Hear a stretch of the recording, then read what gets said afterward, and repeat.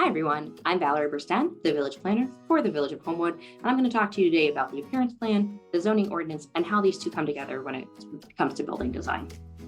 The first thing to know is that the zoning ordinance is a set of requirements that are the law. When a property is developed or redeveloped, it must comply with the zoning ordinance. On top of that, we layer in the appearance guidelines, which are recommendations, and get more into the many different ways that you can meet the requirements of the law. In January of 2023, the Village Board adopted a new zoning ordinance, which introduced for the first time design standards. Those include requirements for exterior building materials, transparency, and facade articulation.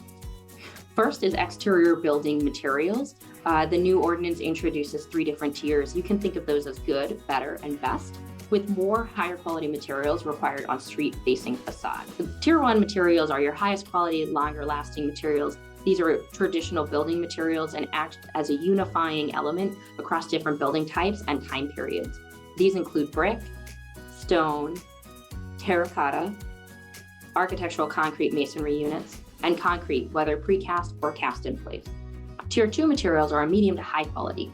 These are durable but require more regular maintenance and come in at a lower cost than Tier 1.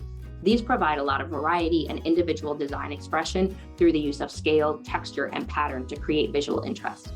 Tier 2 materials include siding, composite board and fiber cement board, and architectural metal panels. And Tier 3 is a medium quality of materials, or those that are monolithic in appearance. These might require more frequent maintenance, but are the least upfront cost for construction. Tier 3 materials also contribute to individual design expression, but offer less visual interest.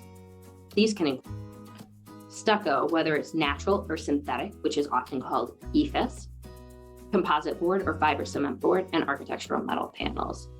The next requirement is for transparency. This is primarily for the ground floor of buildings and applies in the business and manufacturing districts. The zoning ordinance requires higher levels of transparency in districts like the downtown than in auto-oriented shopping districts. Transparency allows for natural light and visibility into and out of stores, making spaces more inviting, adding inherent security, and increasing potential for sales. Lastly, the zoning ordinance requires design elements to break up facades that are greater than 60 feet long. This helps to prevent long expanses of buildings that are boring or uninviting. There's so many good examples of different ways to add articulation out there. Just take a look around when you go out. That's all for my overview of the zoning requirements for design standards. Building exterior design is where we'll focus the most with the appearance guidelines.